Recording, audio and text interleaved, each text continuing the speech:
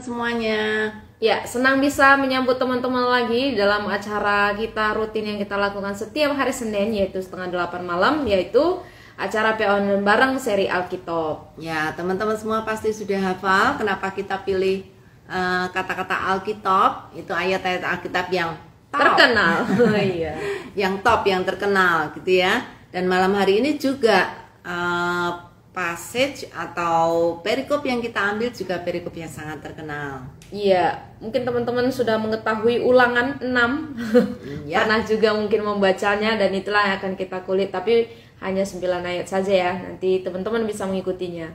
Ya, teman-teman yang sudah memiliki Alkitab di tangan atau Alkitab buku, silahkan dibuka Ulangan 6 ayat 1 sampai ayat yang ke 9. Oke, kita akan mengundang guest kita yang akan hadir hari ini. Namun sebelumnya mungkin untuk pertama kali yang bergabung dalam acara Alkitab, senang menyambut teman-teman dan perkenalkan saya Roma. Saya Yulia. Oke, ya Pak Marganda, Kak Tere bisa mungkin memperkenalkan diri ke seluruh teman-teman yang bergabung malam hari ini. Perkenalan singkat supaya kita bisa saling mengenal. Bisa dari Tere dulu. Ya, selamat malam sahabat Ayo PA. Perkenalkan nama saya Teresia. Kalau di Sabda biasanya dipanggil Tere. Kalau asalnya itu dari Medan, tapi sekarang domisili di Solo karena bekerja di Yayasan Lembaga Sabda. Thank you. Iya. Oke, thank you Tere. Pak Marganda, silakan Pak. Ya baik, salam sahabat Ayo PA. Perkenalkan nama saya Marganda Kristianto Purba, biasa dipanggil Pak Ganda atau Pak Purba boleh, atau supaya lebih mudah Kak Ganda. Tinggal di Bekasi. Okay. Ya, tinggal di Bekasi.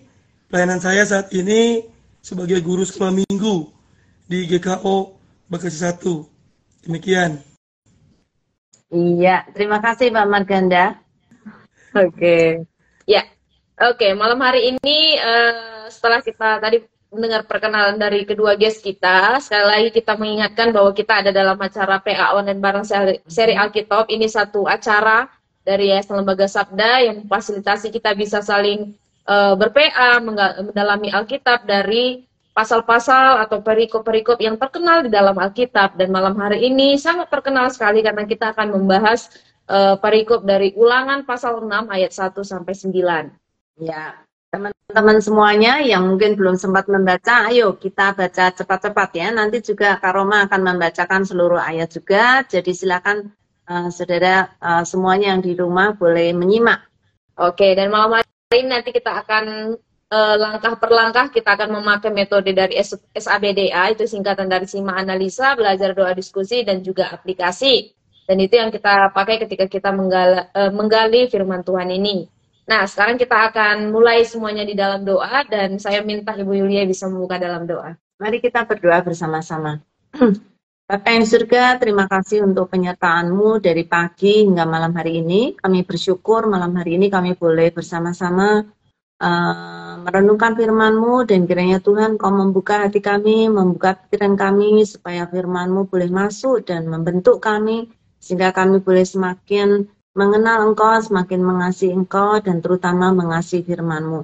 Terima kasih Bapak, kami sungguh bersyukur untuk Pak Marganda dan Tere yang sudah bergabung, juga teman-teman semua yang ada di rumah yang sudah bergabung. Kiranya Engkau juga berkati mereka, berikan mereka anugerah yang luar biasa untuk boleh memahami firman-Mu dan mengerti firman-Mu. Terima kasih Tuhan, dalam nama Tuhan Yesus, Juru Selamat kami yang hidup, kami berdoa. Amin. Amin. Amin. Oke, sebelum kita melihat Ulangan pasal 6, kita mau overview sedikit dari kitab Ulangan. Dari judulnya sih Ulangan, berarti ini bertema bersifat pengulangan gitu ya. Jadi Ulangan ini sendiri ditulis oleh seorang nabi yang luar biasa yang membawa bangsa Israel keluar dari tanah Mesir, yaitu Nabi Musa. Dan ketika dia menulis kitab Ulangan sebagai kitab terakhirnya ya, kitab Pentatok yang ditulis 5 kitab itu, dia mengulang kembali perjanjian-perjanjian yang sudah diberikan Allah melalui dia untuk bisa dilakukan oleh bangsa Israel, dan sifatnya ini ketika generasi satu itu udah banyak yang mati di padang gurun 40 tahun mereka memasuki tanah perjanjian, sebelum memasuki tanah perjanjian, dan ketika masuk kitab Ulangan ini sebenarnya sebentar lagi mereka akan masuk ke tanah Kanaan dengan generasi yang berikutnya. Makanya Musa mengulang kembali perjanjian dari Allah. Ya, tentu saja ini merupakan satu peristiwa yang luar biasa karena Musa mengingat seluruh perjalanan bangsa Israel keluar dari tanah Mesir, bagaimana Tuhan menuntun mereka, bagaimana Tuhan membawa mereka baik di padang gurun, baik di lembah, dimanapun, dan banyak kisah drama yang terjadi sepanjang perjalanan karena 40 tahun berputar-putar di padang gurun itu merupakan satu pengalaman yang sangat menyedihkan, sangat menyakitkan, tapi pada saat yang sama juga menyukakan hati karena Tuhan terus menyertai bangsa yang tegar tengkuk ini. Iya, karena ini adalah bangsa pilihan dari Tuhan sendiri. Nah, dan di Ulangan ini sendiri seringkali di kata kunci yang disebutkan itu ingatlah atau dengarlah dan jangan melupakan. Ini merupakan satu penekanan yang sering diulang-ulang Musa ketika mengulang seluruh dari apa yang sudah Tuhan perintahkan kepada bangsa Israel melalui dia, supaya mereka taati dan mereka bisa lakukan dalam kehidupan mereka. Dan dari mulai pasal 1 sampai pasal 5 kita melihat bagaimana perjalanan bangsa Israel ya, tadi mulai dari tanah Mesir, dan bagaimana kerasnya hati bangsa Israel sampai Musa terang-terangan itu menceritakan bagaimana nenek moyang mereka yang pertama itu sangat keras kepala dan susah untuk dibilangin, tetapi secara gamblang Musa mengatakan supaya kalian generasi berikutnya ini nggak sama seperti nenek moyang kalian gitu. Nah, tapi mungkin tidak terlalu beda. Ya, bangsa yang tegar tengkuk ini sungguh menjadi bangsa yang keras hati, tapi pada saat yang sama bangsa yang sangat legalistik ketika mendengarkan perintah-perintah dari Tuhan. Saking legalistiknya sampai mereka memahami kata per kata dan dihafal luar biasa, tetapi akhirnya mereka kehilangan spirit dari firman yang Tuhan berikan karena mereka hanya sekedar menghafal. Iya, kalau kita melihat konteks dari Ulangan pasal 6, rekan-rekan, ini dimulai dengan pasal 5 ya. Kalau kita lihat pasal sebelumnya itu Musa mengulang 10 perintah Allah. Ini kita lihat di dalam Keluaran 20 sebenarnya, tapi di Ulangan ini dia kembali mengulang dengan cepat tentang 10 perintah Allah dan juga bagaimana mereka harus melakukannya. Sebelum di pasal 6 Musa mengulang lagi tentang kasih kepada Allah dan dan itu adalah perintah yang utama. Ya, saudara melihat bagaimana Musa dengan kekehnya mengajarkan perintah-perintah Tuhan kepada bangsa Israel sungguh luar biasa. Coba bayangkan, mereka nggak punya buku kayak kita ya. Mereka harus mengingatnya semua di dalam kepala mereka dan Musa harus mengulangnya. Yang hebat Musa juga ya, masih ingat seluruhnya dan dia mengajarkan kembali apa yang Tuhan sudah berikan pada dia, dan sekarang dia harus mengajar generasi muda yang akan masuk ke tanah perjanjian, dan Musa sangat menginginkan firman itu benar-benar masuk di dalam hati mereka dan menjadi bagian dari hidup mereka. Nah, itu yang akan kita lihat malam hari ini dari Ulangan pasal 6 ayat 1-9. Oh ya teman-teman, mungkin pemberitahuan ke teman-teman yang ingin mendalami tentang latar belakang kitab atau pengantar dari kitab, silakan buka saja aplikasi dan unduh, bisa teman-teman pakai ketika menggali firman Tuhan untuk setiap pengantar kitab, yaitu aplikasi Alkipedia. Nah, ini sangat praktis sekali karena fitur-fiturnya sangat baik sekali. Di sini kita bisa melihat latar belakang dari kitab, kita bisa melihat garis besarnya juga, kita bisa melihat juga untuk tujuan penulisannya, siapa yang menulis, tema-tema kunci yang ada di kitab Ulangan, survei sampai dengan ringkasan, bahkan ciri-ciri khas setiap kitab ini akan dijelaskan lebih jauh lagi di dalam Alkipedia, dan setiap pasalnya juga memiliki intro, termasuk pasal 6 ini teman-teman bisa lihat tokohnya, bisa lihat tempatnya, atau bisa melihat kesimpulan rangkuman dari Ulangan pasal 6. Dan garis besarnya juga. Teman-teman sangat bagus sekali karena sebelum saudara mencoba memahami firman Tuhan, sangat bagus kalau saudara baca dulu latar belakangnya, konteksnya, sehingga saudara tidak mensalah tafsirkan. Ya, terima kasih untuk teman-teman semuanya, dan kita sekarang akan maju ke langkah berikutnya. yaitu langkah simak untuk menyimak. Tapi sebelumnya kita akan baca dulu ayat yang kita akan gali malam hari ini dari Ulangan pasal 6 ayat 1 sampai 9. Saya akan bacakan untuk kita semua. Atau mungkin Kies yang bisa membacakannya. Oh, atau mungkin Tere ya bisa baca untuk kita. Mungkin separuh-separuh deh. Tere dari ayat 1 sampai ayat yang keempat. Lalu Pak Marganda 5 sampai 9. Ya Pak ya. Oke. Baca dengan keras, dengan artikulasi yang bagus. Oke. Kasih kepada Allah adalah perintah yang utama. Inilah perintah, yakni ketetapan dan peraturan yang aku ajarkan kepadamu atas perintah Tuhan Allahmu untuk dilakukan di negeri kemana kamu akan pergi untuk mendudukinya. Supaya seumur hidupmu engkau dan anak cucumu takut akan Tuhan Allahmu dan berpegang pada segala ketetapan dan perintahnya yang kusampaikan kepadamu, dan supaya lanjut umurmu. Maka dengarlah, hai orang Israel, lakukanlah itu dengan setia, supaya baik keadaanmu, dan supaya kamu menjadi sangat banyak, seperti yang dijanjikan Tuhan Allah nenek moyangmu, kepadamu di suatu negeri yang berlimpah-limpah susu dan madunya. Dengarlah, hai orang Israel, Tuhan itu Allah kita, Tuhan itu Esa. Kasihilah Tuhan Allahmu dengan segenap hatimu, dan dengan segenap jiwamu, dan dengan segenap kekuatanmu. Apa yang kuperintahkan kepadamu pada hari ini, haruslah engkau perhatikan. Haruslah engkau mengajarkannya berulang-ulang kepada anak-anakmu dan membicarakannya.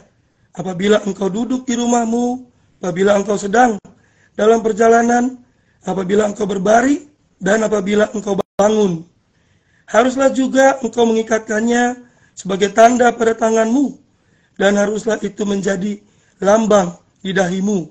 Dan haruslah engkau menuliskannya pada tiang pintu rumahmu dan pada pintu gerbangmu. Amin. Oke, thank you. Ya, ini kita akan gali ya, setelah kita membaca dari 9 ayat ini, kita akan melihat perikop kasih kepada Allah adalah perintah yang utama dari Ulangan 6 ayat 1 sampai 9. Oke, untuk langkah simak yang bagian pertama, perintah siapa yang sedang Musa berikan kepada Allah, kepada bangsa Israel, dan kapan perintah itu harus dilakukan? Ya, dari Tere lagi. Iya, kalau aku baca di ayat 1 ini sangat jelas dikatakan bahwa ini adalah perintah Tuhan Allahmu.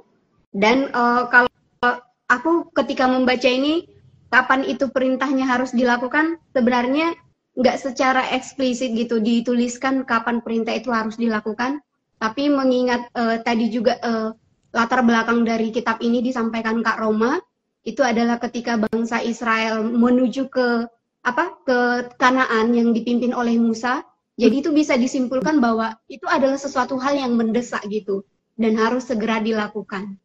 Tuh Kak. Ya, ya perintah ini di ayat yang pertama dikatakan lakukanlah untuk dilakukan di negeri kemana kamu pergi untuk mendudukinya. Betul. Untuk di tanah nanti perjanjian, jangan lupakan ini perintah-perintah Allah harus dijalankan. Ya. Jadi kapan? Ketika mereka memasuki tanah Kanaan, apa paling tidak setelah Musa membicarakan itu, karena tidak lama kemudian mereka akan pergi ke tanah perjanjian. Iya, ada yang mengatakan ini kisaran 2 bulan sebelum mereka masuk ke tanah Kanaan.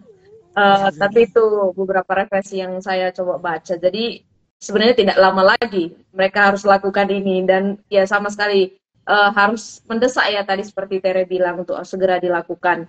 Nah, sebutkan 4 keuntungan dari ayat 2 sampai ayat 3, kita lihat ada beberapa keuntungan jika perintah itu dilakukan dengan setia. Mungkin Pak Marganda bisa melihat dari teksnya, dari ayat 2 sampai ayat 4. Baik, kalau melihat dari ayat 2, dikatakan supaya seumur hidupmu, engkau dan anak cucumu takut akan Tuhan Allahmu, dan berpegang pada segala ketetapan dan perintahnya yang kusampaikan kepadamu, dan supaya lanjut umurmu. Jadi di sini saya melihat ada 2, yaitu supaya kita atau anak cucu itu nanti takut akan Tuhan dan juga berpegang kepada ketetapan dan perintah Tuhan. Dan yang kedua, supaya lanjut umur. Kalau dari bagian yang ketiga, maka dengarlah hai orang Israel, lakukanlah itu dengan setia, supaya baik keadaanmu, dan supaya kamu menjadi sangat banyak. Jadi di sini, supaya baik keadaan, dan supaya menjadi sangat banyak. Seperti yang dijanjikan Tuhan Allah nenek moyangmu kepadamu di suatu negeri yang berlimpah susu dan madunya. Begitu, Iya. Kak Roma. Oke. Jadi ini satu hasil yang didapatkan ketika mereka taat ya, setia kepada perintah Allah. Dan sebenarnya ini janji-janji yang sangat enak sekali.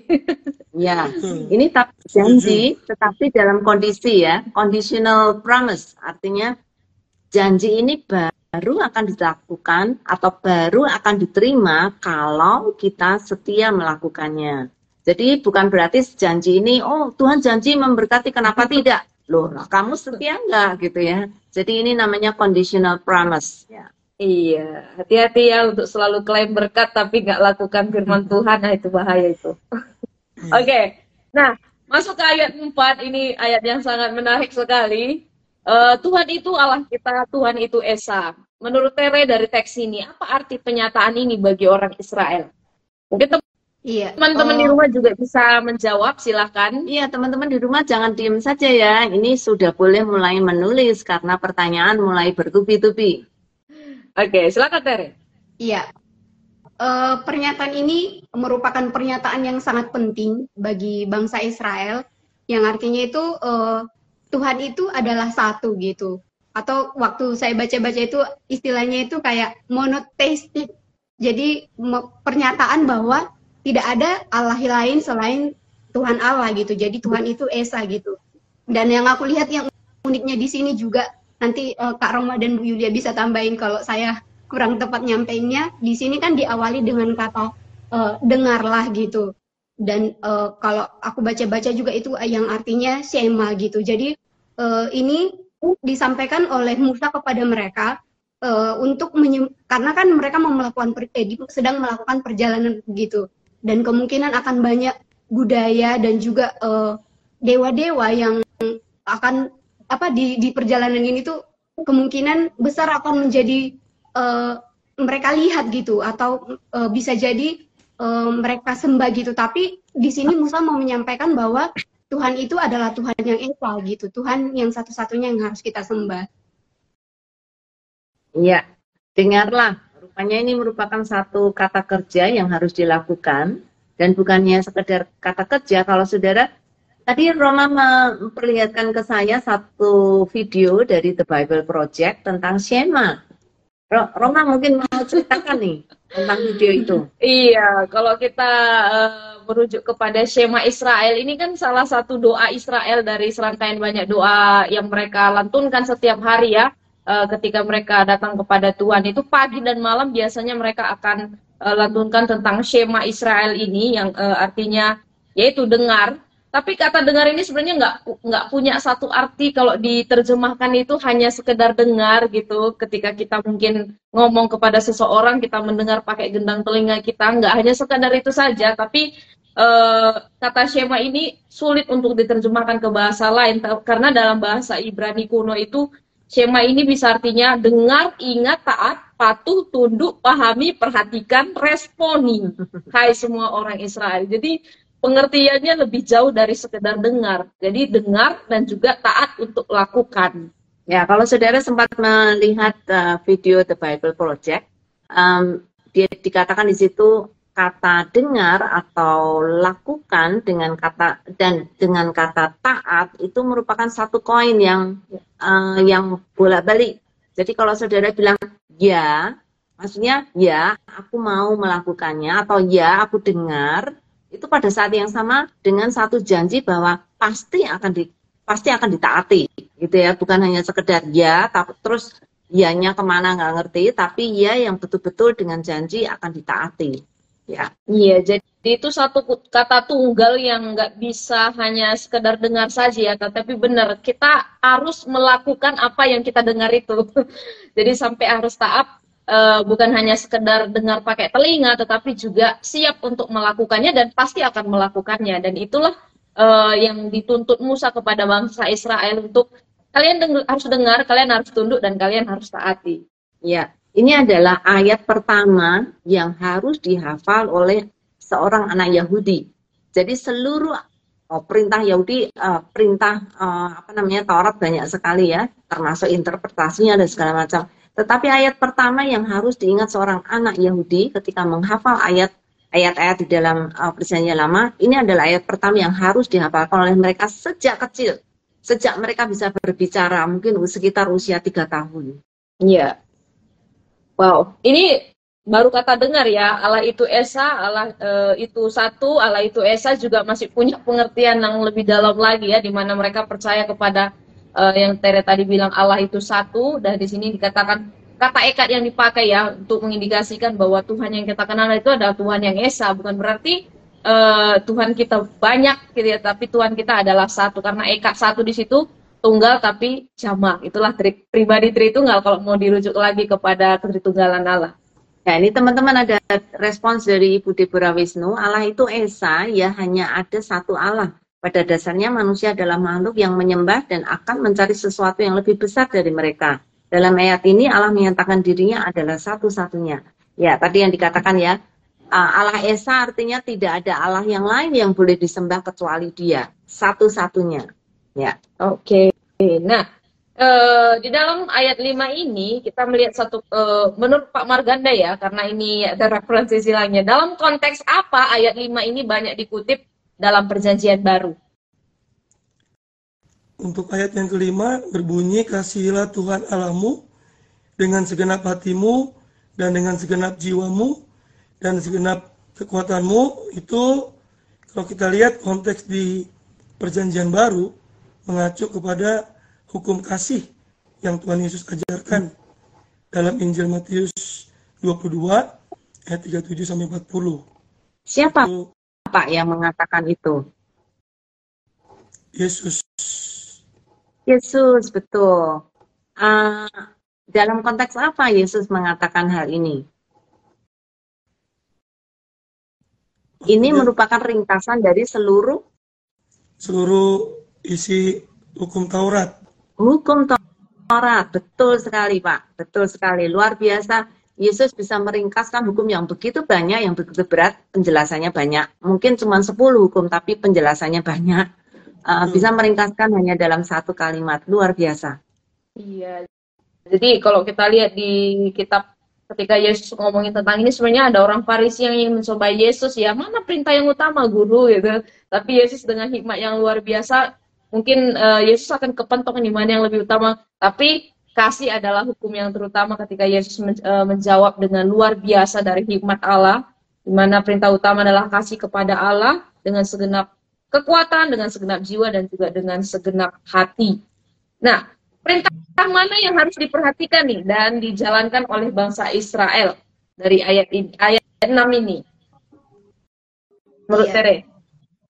Perintah yang harus dilakukan itu yaitu untuk mengajarkan hukum-hukum Tuhan gitu, yang udah disampaikan di ayat-ayat sebelumnya juga tentang melakukan perintah Tuhan, dan juga bahkan hukum yang paling utama itu adalah kasih gitu. Jadi itu ditekankan lagi kepada mereka itu harus melakukan itu dan mengajarkan hukum-hukum itu. Ya, hukum yang mana nih Tere? Satu atau banyak? Ada banyak, tetapi kayak yang dibilang tadi dirangkum menjadi hukum yang terutama itu adalah mengasihi Tuhan Allah. Iya, jadi lucu sekali ya, perintahnya banyak. Iya. Bukan cuma satu perintah. Bahkan dikatakan di dalam bahasa Inggris itu ada 3 macam ya, ada perintah, lalu ada ketetapan, lalu ada satu keputusan yang Tuhan inginkan. Tetapi pada intinya seluruh perintah itu harus dijalankan di atas dasar kasih. Ya, bukan karena ya terpaksa gitu ya, atau karena harus. Tetapi keharusan itu bukan didasarkan karena keterpaksaan, tetapi kepada kerelaan atau dengan sukacita atau dengan kasih. Wow, luar biasa ya, dan hukum inilah yang digenapi dalam pribadi Yesus, di mana Dia adalah kasih itu sendiri yang sudah datang ke dunia ini untuk setiap kita. dan dia sudah menggenapkan seluruh hukum kasih ini melalui pribadinya. Nah, kepada siapa perintah itu harus diajarkan dan dengan cara bagaimana perintah itu harus diajarkan? Kalau dari ayat 7 ini. Ayo, Pak Marganda. Ya, baik. Kalau berdasarkan bacaan ayat 7, dikatakan perintah itu harus diajarkan kepada anak-anak mereka, orang-orang Israel. Dan itu caranya diajarkan dengan berulang-ulang. Baik ketika sedang duduk di rumah, di dalam perjalanan, saat berbaring, ataupun saat bangun. Begitu, Kak Roma, Bu Yulia. Ya. Wah, ini semua tindakan manusia ya setiap hari ya, duduk dalam perjalanan, maksudnya di jalan, atau sedang berbaring, atau sedang engkau bangun. Nah, itu bangun artinya kalau di luar waktu tidur itu berarti harus dilakukan juga. Iya. Jadi tidak ada hari tanpa hukum. Benar. Jadi seluruh keberadaan kita 24 jam kita itu harus dikatakan harus mengajarkannya berulang-ulang gitu ya. Ya karena berbaring juga ya. Jadi tidur pun juga. Wow, satu perintah Allah yang luar biasa harus kita ingat gitu, yang harus tersimpan di hati kita ya. Untuk duduk di rumah, dalam perjalanan, berbaring, apalagi bangun. Jadi dari seluruh keberadaan kita itu harus mencerminkan tentang perintah Allah yang harus kita lakukan tadi ya, yang harus kita jalani tadi. Jadi tidak ada istilah gabut di sini, karena dari pagi sampai malam kita harus melakukan senantiasa taat di bawah perintah Allah. Ya. Mungkin ada nih pertanyaan Pak Marganda dan juga Tere dari teman-teman yang juga bergabung malam hari ini, dari Ray. Apa nih perbedaan antara hati dan jiwa di ayat 5 ini? Mungkin ada dari teman-teman yang ingin menjawab. Ayo, silakan. Tadi ayat 5 ya, kasih Allah dengan segenap hati, segenap jiwa, segenap kekuatan. Nah, yang ditanya perbedaan hati dan juga jiwa. Kalau menurutku ya udah berbeda gitu. Hati itu kan berbicara tentang lebih ke emosionalnya, sedangkan kalau untuk jiwa itu udah ke spiritualnya gitu. Jadi dengan segenap hati kita, apapun keadaannya gitu, dan juga dengan segenap jiwa berarti segala hal kita harus mengasihi Tuhan Allah. Itu sih perbedaannya. Mungkin Pak Marganda mau coba? Kalau menurut saya, bicara perbedaan hati dan jiwa itu, kalau hati itu kan perasaan ya. Jadi manusia diberikan Tuhan perasaan yang artinya tadinya diberi kehendak bebas, tapi di sini perasaan itu harus dibawa sepenuhnya kepada Tuhan. Nah, kalau untuk jiwa sama seperti Kak Tere tadi, hubungan dengan spiritual kita, bahwa kita diciptakan Tuhan pada awalnya adalah untuk membawa seluruh makhluk untuk memuji dan menyembah Dia. Jadi ada kesatuan hati dan jiwa ketika kita datang kepada Tuhan. Gitu, Roma, Bu Yuli. Ya, kemungkinan besar bahasa yang dipakai untuk hati antara orang Indonesia dan orang Yahudi sama. Hati artinya kalau bahasa Inggris kan heart itu padahal jantung.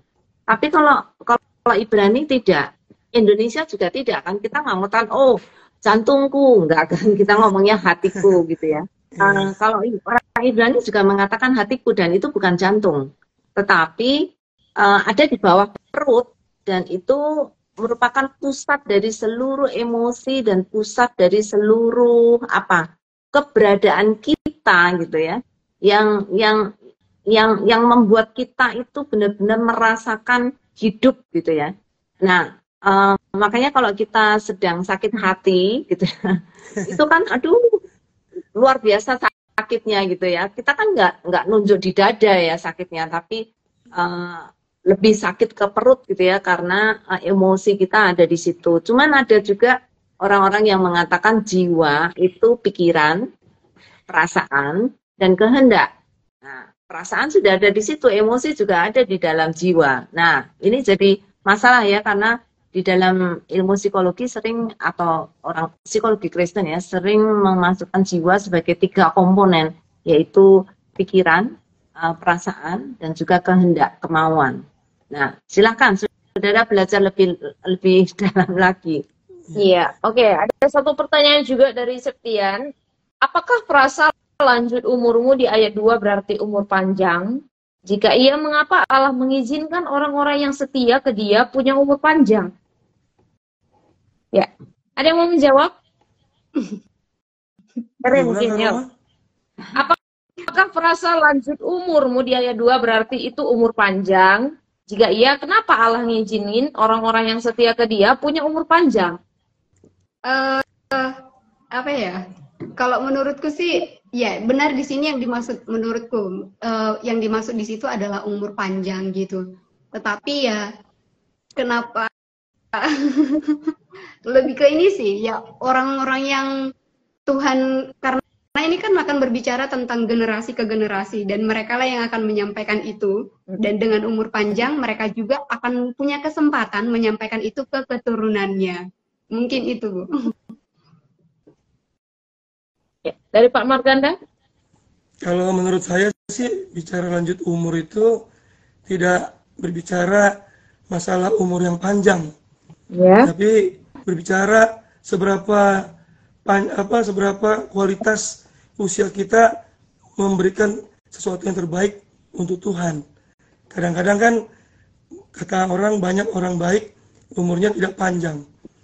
Itu berasumsinya karena dia sudah memberikan yang terbaik untuk Tuhan, Tuhan memandang baik, maka dia dipanggil pulang.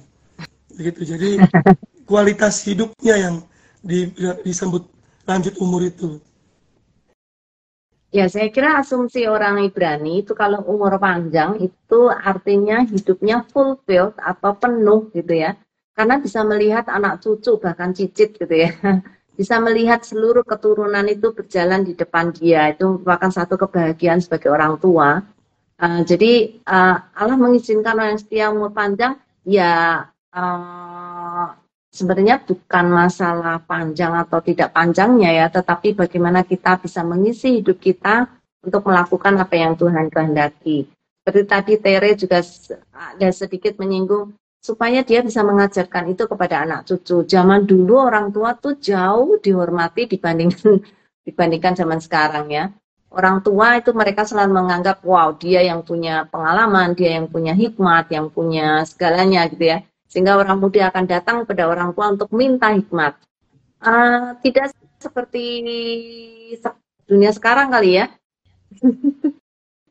Orang muda nggak pernah mau mendengarkan orang tua. Iya. Gimana Pak Marganda? Marganda sebagai orang tua gimana Pak?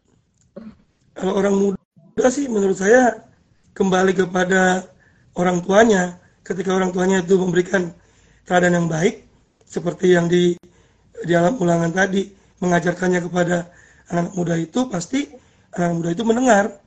Karena ini saya buktikan di sekolah minggu saya, banyak anak-anak muda yang jadi guru sekolah minggu itu, mereka menyatakan bahwa terkesan dengan cara saya mengajar ketika sekolah minggu itu, mereka teringat, sehingga mereka merasa tanggung jawab sebagai guru sekolah minggu itu harus ada tongkat estafet, sama seperti Musa kepada Yosua. Itu mereka ingat. Nah, artinya pembelajaran seperti ini yang perlu diajarkan berulang-ulang oleh orang tua di rumah. Maka perlu kerjasama gereja dengan orang tua maupun juga kepada anak dalam pembinaan iman Kristen. Begitu Bu Yulia, Karoma. Wow, betul. Ini kemungkinan besar karena pengaruh teknologi ya Pak.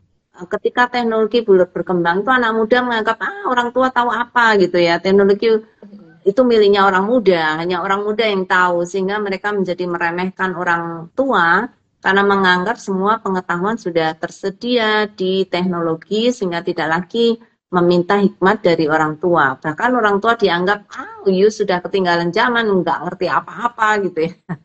Iya, beda banget dengan zaman dulu ya. Nah, ini Ray juga nanggapin itu terkait lanjut umur tadi. Menurutku lanjut umur itu erat kaitannya dengan janji Tuhan, di mana Dia akan memberikan tanah perjanjian bagi Israel. Jadi umur panjang berarti bisa merasakan janji Tuhan. Dari Bu Deborah, ya terkait umur panjang supaya tidak binasa atau mati sebelum masuk ke tanah perjanjian, ya. Karena ini gelombang kedua ya. Ada tanggapan juga dari Bu Lucingana, kasihilah Tuhan Allahmu dengan segenap hati, jiwa dan kekuatan. Artinya seluruh aspek hidup kita harus mengasihi Tuhan. Mengasihi Tuhan bukan setengah-setengah atau kita mengasihi Tuhan. Atau kita mengasihi Tuhan jangan tunggu keadaan kita baik-baik saja. Ya. Justru kadang gini Bu Luciana, justru kalau ketika keadaan tidak baik, kita baru teriak-teriak pada Tuhan, mencari pertolongan ya. Ya. Oke, nah berikutnya bagaimana nih perintah Allah itu bisa tetap diingat oleh bangsa Israel dari ayat 8 sampai ayat 9 ini. Mungkin Tere ya sekarang. Iya. Yang pertama itu haruslah mengikatkannya sebagai tanda pada tangan, dan yang kedua itu haruslah menjadi lambang di dahi, dan yang selanjutnya haruslah engkau menuliskannya pada tiang pintu rumahmu dan pada pintu gerbangmu, gitu. Ya, aku baca-baca memang dulu itu kan orang Yahudi itu punya kayak semacam secara fisik gitu yang mengingatkan mereka tentang perintah-perintah Tuhan. Jadi itu akan mereka ikatkan di tangan, terus itu juga mereka tuliskan di dahi dan juga di pintu-pintu gerbang mereka gitu. Jadi dengan cara itulah supaya mereka tetap bisa mengingat ajaran-ajaran itu. Oke, berarti maksudnya literal ya? Kalau ya, tapi ya ini kayak kita sekarang itu kan itu sebagai kayak alarm gitu. Ketika dibuat alarm supaya tetap bisa mengingat ini. Nah, kalau mungkin kemungkinan ya yang saya pikirkan itu dulu disampaikan Musa kepada mereka supaya mereka nggak melupakan apa yang udah diajarkan kepada mereka gitu. Karena kan kayak tadi dibilang Ibu, itu sangat banyak gitu dan mereka butuh mungkin kayak alat bantuan atau sesuatu hal yang mengingatkan mereka tentang perintah atau hukum Tuhan itu gitu. Ya, ini ada pertanyaan dari Pak Bagas Susada yang ada hubungannya dengan apa yang dikatakan Tere. Saya mau bertanya mengenai aplikasinya di ayat 8 dan 9 di zaman sekarang. Contohnya seperti apa ya? Tadi Tere menyebut sedikit alarm. Alarm iya. HP kali ya? Iya, Bu. Untuk mengingatkan. Iya. Alarm kalau sekarang juga kan orang-orang muda sekarang juga kayak punya notes gitu di HP-nya atau mungkin ditempel dimanapun supaya kita bisa mengingat gitu. Kalau kayak aku dulu di sekolah minggu dikasih guru sekolah minggu untuk menghafal ayat, jadi aku itu tempelin pakai notes gitu di depan lemari atau dimanapun gitu supaya bisa mengingat. Kalau Pak Marganda gimana nih zaman sekarang untuk bisa mengingat? Apakah juga akan diikat di tangan, ditempel di dahi? Gimana Pak sekarang? Kalau saya sih berpikirnya tadi, kalau diikatkan pada tangan itu kan pada zaman perjanjian lama ya. Mungkin bagi kita zaman sekarang ya di dalam pengajaran sekolah minggu itu seperti tadi kata Kak Tere, ada ayat-ayat hafalan ya untuk diingat, dibacakan ulang. Lalu juga ada semacam renungan-renungan kecil yang dikirimkan setiap hari kepada anak-anak sehingga mereka belajar firman Tuhan. Jadi perlengkapan elektronik digitalnya dipakai untuk perintah Allah itu bisa tetap diingat. Seperti itu. Di kami kebetulan ada seperti itu kami buat setiap hari berupa renungan roti kecil sehingga adik-adik itu bertumbuh terus dalam pengenalan firman Tuhan. Kira-kira seperti itu, Bu. Sederhananya. Nah, ada juga yang mengatakan itu satu simbol ya. Tangan itu kan simbol orang bekerja. Jadi bagaimana untuk mengingat ketika engkau bekerja, engkau ingat di dahimu itu tempat orang berpikir. Ketika engkau berpikir dan satu rumahmu itu tempat kamu akan tinggal untuk bermalam, untuk beristirahat. Bahkan bukan hanya bekerja, ketika engkau beristirahat pun, karena biasanya orang masuk ke rumah ketika dia sudah siap untuk beristirahat dari habis bekerja keras panjang hari. Ketika masuk ke rumah pun engkau harus mengingatnya. Jadi all round sama dengan yang di atas ya. Tadi 24 jam Apa Mama gimana nih? Kamu ngingatnya gimana nih? Pakai alarm? Kalau saya zaman SMA Bu, buat notes tanda salib itu setiap hari di kamar. Jadi notesnya dibuat tanda salib dan dimasukin ke ayat-ayat setiap hari yang perlu saya hafal, yang perlu saya pelajari gitu. Tapi kalau zaman sekarang sih udah pakai HP saja karena udah canggih. Kadang udah pakai HP semua catatan di situ udah tersimpan. Baru-baru terakhir ini saya pengen lagi untuk bisa menulis. Udah lama sekali nggak menulis ya. Dulu selalu punya buku, semua kata-kata indah, kata-kata cantik, kata-kata yang hikmat gitu ya. Biasanya ditulis sudah lama sekali, udah 10 tahun lebih saya nggak punya buku. Kemarin akhirnya saya lihat ada satu buku yang masih kosong, saya pakai lagi. Nah sekarang apapun yang saya baca yang berguna, saya ambil intisarinya lalu saya tuliskan di buku itu. Harapannya nanti suatu ketika punya waktu untuk menulis, untuk membaca buku itu. Cuma saya nggak tahu punya waktu nggak untuk membaca lagi. Nah ini harus disediain waktunya. Oke, nah jadi itu adalah segudang cara yang sudah Musa katakan kepada bangsa Israel ya, dari cara mengingat, dari cara juga melakukan firman-Nya. Yang penting firman Tuhan atau kasih atau perintah untuk mengasihi Allah itu satu bagian yang tidak terpisahkan dari kehidupan mereka ketika mereka harus masuk, ketika mereka masuk ke tanah Kanaan. Nah, teman-teman yang di rumah kalau ada ide silakan dituliskan ya di kolom komentar. Oke, nah kita akan coba masuk ke bagian analisa untuk meneliti lebih dalam dari apa yang sudah kita simak tadi. Oke, sekarang kembali ke Pak Marganda ya. Mengapa perintah Tuhan dari ayat 1 sampai 9 ini begitu berharga untuk ditaati dan diturunkan ke anak cucu? Ya, kalau menurut saya perintah Tuhan begitu berharga untuk ditaati dan diturunkan ke anak cucu karena semua perintah yang Tuhan berikan itu adalah sifatnya kebaikan, nilainya berharga, dan ini sangat berharga bagi kelangsungan hidup anak dan cucu. Seperti yang disebutkan dalam Ulangan 6 ayat 6-7, perintah Tuhan harus diperhatikan dan diajarkan berulang-ulang. Kalau dia tidak berharga mungkin tidak perlu diajarkan berulang-ulang gitu. Jadi itu karena perintah itu kebaikan, maka dia memiliki nilai yang berharga. Itu Bu. Saya kira lebih daripada hanya baik atau secara moral ya Pak ya. Tetapi perintah-perintah Tuhan ini memiliki hidup kekal atau memberikan hidup kekal kalau dijalankan. Ya, ini satu warisan iman yang sangat bagus sekali dari seorang Nabi Musa ya untuk mereka lakukan dan juga nanti dari mereka ke generasi-generasi selanjutnya karena bersifat kekal dan juga yaitu pasti mengarahkan kepada kebaikan untuk kehidupan mereka. Nah, apa pendapat teman-teman tentang hubungan Israel dan juga Tuhan dari Ulangan perikop 1 ini? Ayat 1-9. Tere? Iya. Kalau ketika baca Ulangan 6 ayat 1-9 ini, aku sendiri bisa melihat kedekatan kasihnya Tuhan paling utama gitu untuk bangsa Israel gitu. Dan hubungan yang sangat dekat karena di sini kan dikasih tahu khususnya yang di ayat 5 tadi yang disampaikan itu bahkan dari ayat 4 gitu, kasihilah Tuhan Allahmu gitu. Bahkan disampaikan juga bahwa Tuhan itu adalah satu-satunya yang harus kita sembah. Itu berarti kan ada kedekatan gitu.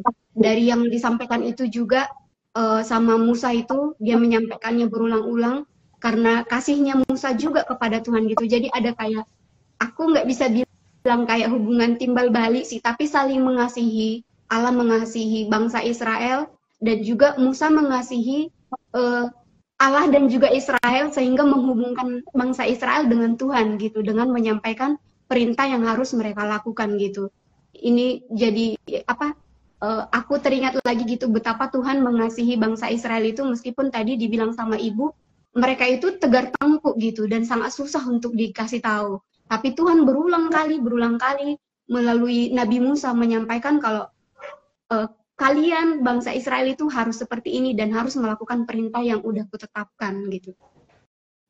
Ya, hubungan Israel dan Tuhan itu sangat tricky ya, kalau boleh dibilang sangat rumit gitu ya. Kompleks. Tuhan selalu mengasihi, selalu memberi kesempatan kedua, ketiga, keempat, entah kesempatan keberapa Tuhan kasih ke orang Israel. Tapi orang Israel selalu saja ada cara untuk membangkang, ada selalu cara untuk tidak melakukan apa yang Tuhan inginkan. Jadi ini hubungan love and hate pada saat yang sama. Ketika orang Israel tidak melakukan perintah Tuhan, Allah marah-marah gitu, menghukum mereka. Tetapi ketika mereka menjalankan perintah Tuhan, Tuhan sangat mengasihi mereka. Sehingga ini hubungan yang sangat realistis gitu ya, terutama dengan Allah yang begitu murah hati. Karena itu ketika Tuhan memberikan perintah-perintahnya, Tuhan tidak ingin cuma itu sebagai satu legalisme, satu perintah yang dijalankan karena keterpaksaan, tapi Tuhan ingin, makanya disisip ya, disisip di antara ayat-ayat yang sangat penting itu, disisip kata kasihilah Tuhan Allahmu. Bawalah spirit kasih itu ketika kamu menjalankan perintah Tuhan. Perintah Tuhan bukan di ayat ini saja, bukan ayat 1-9, tapi seluruh buku Alkitab ini isinya banyak sekali dengan perintah Tuhan. Tapi disisip di situ dikatakan, kasihilah Tuhan Allahmu. Karena tanpa kasih, maka perintah-perintah itu hanya semacam beban yang harus dijalankan. Ya, mungkin kita udah sangat kenyang ya dari Keluaran sampai Bilangan ya, tentang bagaimana perjalanan Israel yang begitu rumit dengan Tuhan melalui perantaraan Nabi Musa, dan Musa juga yang begitu luar biasa, mungkin bercapek-capek, berlelah-lelah, tapi tetap melakukan apa yang Tuhan harus dijalanin, yang diperintahkan Tuhan gitu ya. Tetapi di sini kita lihat di dalam hubungan yang begitu kompleks, lagi-lagi ya kasih yang mendasari semuanya. Dan kalau kita lihat Ulangan itu ditutup, kalau engkau mendengarkan baik-baik nasihatku maka berkat, tetapi kalau tidak mendengarkan maka kutuk. Jadi itu adalah hasil yang mereka dapatkan kalau mereka mendengarkan berkat, kalau tidak mendengarkan kutuk yang akan mereka terima. Nah, pelajaran apa yang teman-teman dapatkan dari cara-cara mengajarkan firman Tuhan menurut Ulangan 6 ayat 1-9? Ini tadi sempat sedikit ya kita bahas ya. Oke. Mungkin ke Pak Marganda. Baik.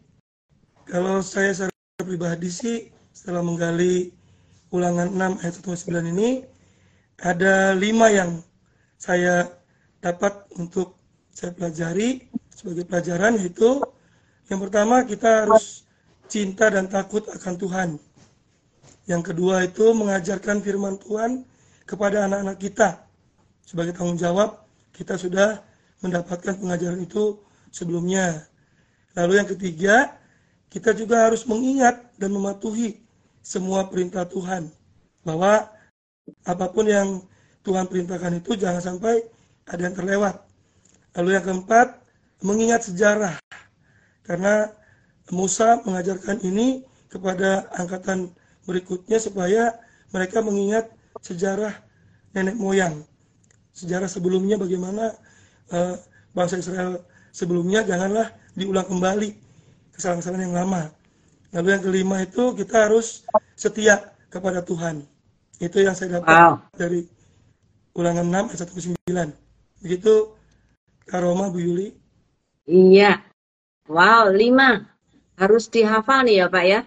5 cara. Harus mengasihi Tuhan, harus mengajarkan kepada anak-anak, harus diingat. Kemudian yang keempat harus, apa tadi? Mengingat sejarah. Yang keempat harus mengingat sejarah. Dan kelima, setia. Wow. Boleh tuh Pak, dihafal Pak. Iya, boleh, dan dijadi renungan multimedia Pak. Boleh. Siap. Oke. Nah, apakah peringatan yang Allah berikan kepada bangsa Israel berlaku juga untuk kita saat ini? Gimana? Ter? Iya, sangat berlaku kalau menurut pribadiku sendiri gitu. Ya mungkin nggak secara harfiah gitu dituliskan di sini apa orang Kristen harus melakukan ini dan ini gitu. Disampaikan memang pada saat itu konteksnya bangsa Israel gitu. Tetapi ketika kita menggali ini justru malah ini sangat-sangat penting untuk kita saat ini juga gitu. Untuk melakukan perintah Tuhan, melakukan semuanya berdasarkan kasih gitu. Bahkan udah dikasih tahu cara-caranya. Kalau tadi itu mungkin menuliskan di tangan itu berlaku pada zaman dulu, di sekarang pun harus ada cara itu juga gitu, dengan cara yang lebih modern dan juga disesuaikan dengan abad sekarang gitu. bahkan juga di situ harus menyampaikan ke anak cucu gitu. Kalau anak cucu bahkan sekarang lebih istimewa malah kita gitu, nggak cuma menyampaikan secara langsung, secara tatap wajah kayak gini, melalui media sosial, melalui apapun kita udah bisa menyampaikan kabar baik itu. Iya, saya lagi mikirkan tadi waktu Tere ngomong ya, ikatkan itu pada tanganmu. Sekarang kita bisa punya smartwatch. Oh iya. Di dalamnya ada Alkitab. Ya, Kita punya teknologi yang paling tren saat ini, yang paling mumpuni untuk kita juga bisa menyampaikan firman Tuhan itu secara berulang-ulang kepada orang lain. Bahkan juga kita harus mengingat.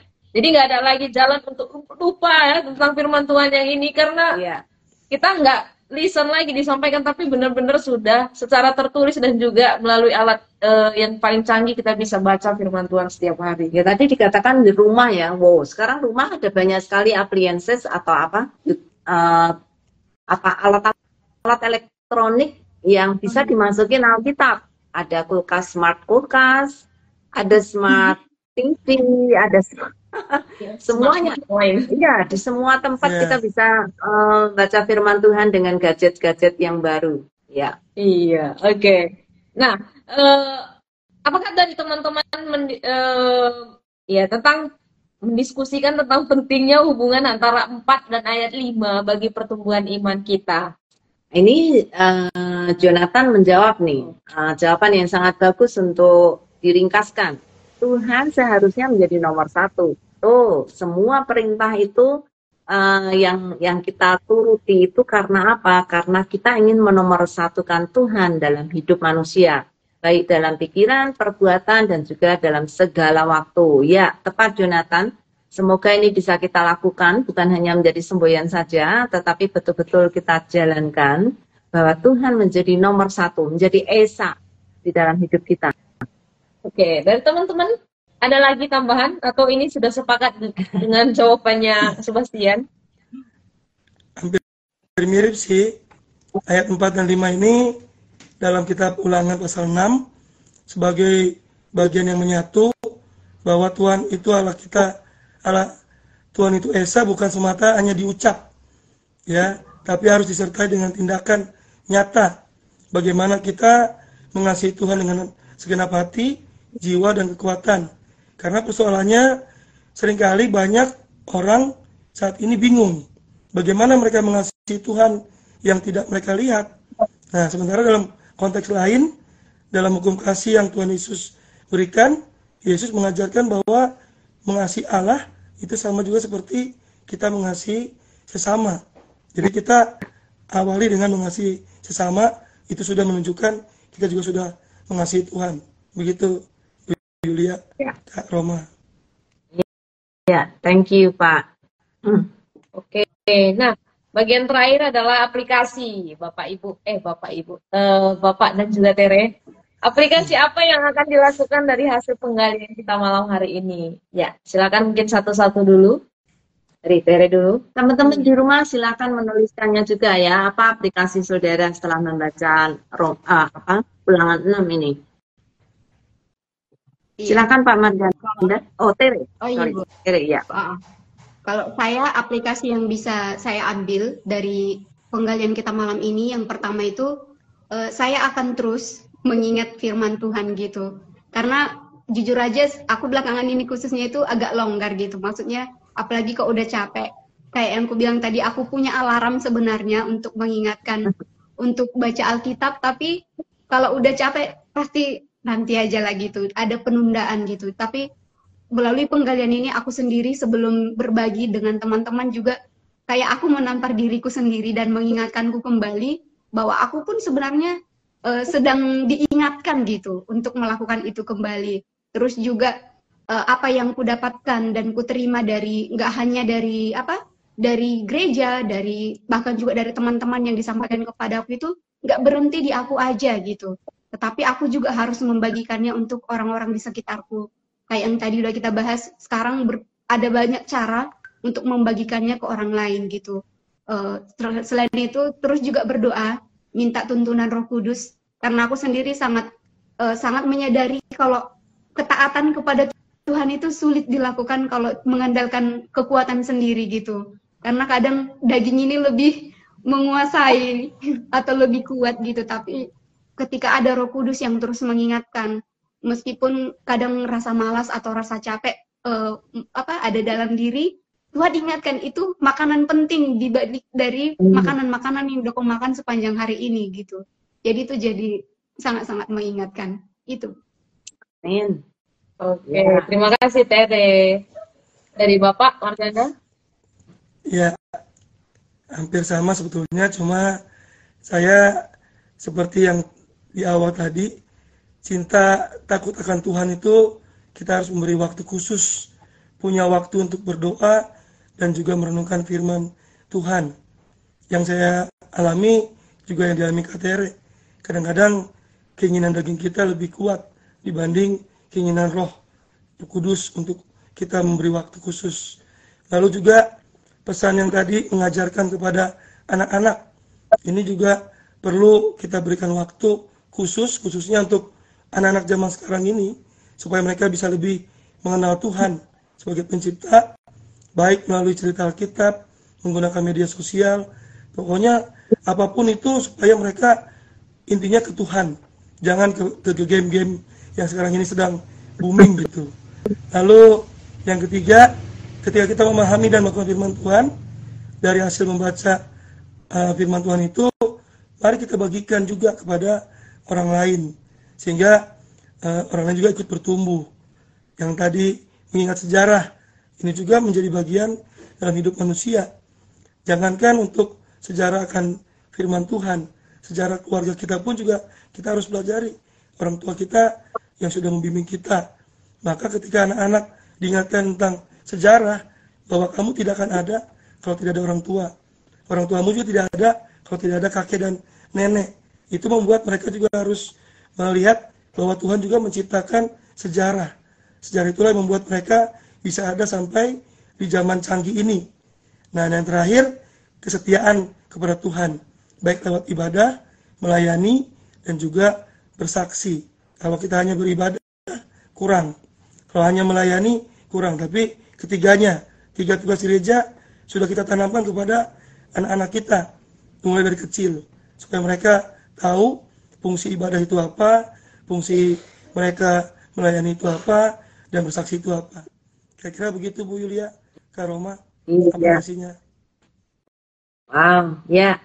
Semoga kita diberi kekuatan ya Pak ya, untuk bisa menjalankan itu dan menurunkan itu kepada anak cucu kita. Amin. Oke, ada tanggapan juga dari teman-teman lain malam hari ini, dari Bu Melce. Apakah teman-teman tidak merasakan bahwa keluarga-keluarga Kristen masa kini dalam pola asuh keluarga, Tuhan sudah bukan nomor 1 lagi? Ini terlihat sekali dalam prioritas yang dikejar oleh mereka. Sedih lihat situasi ini. Iya. Wah, ini perenungan yang sangat mendalam sekali nih dari Bu Melce. Iya. Wah, ini yang perlu kita doakan Ibu Melce. Jangan putus asa. Kita tidak menyerah karena Tuhan sudah menang. Sekalipun kelihatannya sepertinya kita kalah, jangan merasa kalah Ibu. Tuhan ada di pihak kita. Oke, tanggapan dari Bu Deborah, mantap Kak Tere, amin. Dari Kak Ellen, yang saya dapatkan adalah belajar setia dan mengandalkan Tuhan di setiap langkah kehidupan dan pantang menyerah. Amin. Wow, luar biasa ya. Terus berusaha dari Kak Ellen. Dan Bu Deborah lagi, amin untuk Pak Marganda. Amin. Ya, terima kasih teman-teman sekali lagi Bapak Marganda untuk Kak Tere yang sudah berbagi kepada kita semua dan sungguh diingatkan, ditegur, dan kalau dari ayat 6 ayat 1 dimulai itu perintah, ketetapan, peraturan. Ya ini semua merangkap jadi satu malam hari ini untuk mengingatkan, menegur dan juga mengajarkan kepada kita semua, juga termasuk kepada saya untuk sekali lagi tunduk ya, untuk mendengar dan juga taat untuk melakukan gitu. Bukan hanya sekedar ya Tuhan aku dengar, tapi aku nggak mau melakukan. Ini satu masalah yang sering mungkin dihadapi oleh banyak orang. Iya, kebanyakan kita selalu udah mendengar tapi nggak melakukan ya. Terlalu cepat mendengar tapi nggak melakukan. Nah ini yang jadi bahaya dalam kehidupan kita. Tapi dari Shema Israel dan juga kasih tadi ya dari ayat 5 ini Diingatkan untuk ketika kita dengar, ketika kamu mendengar, kamu harus segera melakukan itu. Dan itulah perintah Tuhan, yaitu mengasihi Dia dengan segala keberadaan kita 24 jam. Apapun yang sedang kita lakukan harus mencerminkan tentang kemuliaan Tuhan. Ya, diingatkan tentang itu. Ya, terima kasih Pak Marganda dan Tere yang sudah memberikan berkat pada kita dari penggalian malam hari ini. Saya ingat 5 hal yang dari Pak Marganda. 1, mengasihi Tuhan. 2, ajarkan kepada anak-anak. 3, saya ingat sejarah. Ya, sejarah. 4. 5, setia. Yang 3, apa tuh tadi Pak? Memahami, membagikan firman Tuhannya, Bu. Membagikan. Ya, membagikan firman Tuhan. Kemudian dari Tere saya belajar banyak tentang kekuatan bukan dari diri kita, tetapi dari Tuhan. Sekalipun daging lemah, tetapi Roh Kudus selalu akan menjaga dan menolong kita.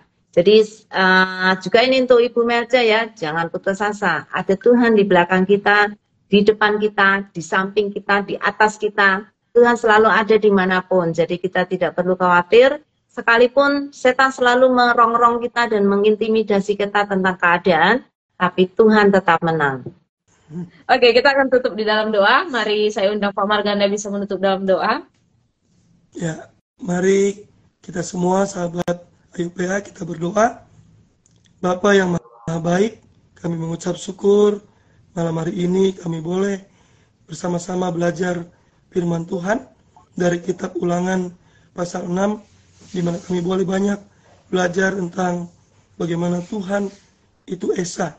Bagaimana kami harus mengasihi Tuhan yang Esa itu, dan juga mengajarkan apa yang Tuhan perintahkan kepada anak-anak kami, kepada cucu-cucu kami. Biarlah dengan pertolongan Roh Kudus kami dimampukan untuk melakukannya. Terima kasih untuk waktu yang Tuhan berikan kebersamaan kami malam ini, dan kami berharap di jam istirahat kami nanti juga Tuhan menyertai kami setelah kami berpisah di dalam acara ini. Terima kasih Tuhan, inilah doa kami. Dalam nama Tuhan Yesus kami berdoa. Amin. Amin. Terima kasih banyak Tere dan Pak Marganda. Minggu depan kita akan bertemu lagi teman-teman di dalam jam yang sama, 19.30 sampai selesai. Dan kalau ada teman-teman yang ingin menjadi guest seperti Pak Marganda dan Tere, silakan DM atau kontak kita di nomor-nomor yang Bapak Ibu ketahui dari nomor Sabda. Nanti kita akan follow up. Sangat menyenangkan sekali, jangan takut karena kita mendalami firman Tuhan ya. Jadi jangan merasa kayaknya aku nggak bisa, kita akan bersama-sama belajar firman Tuhan.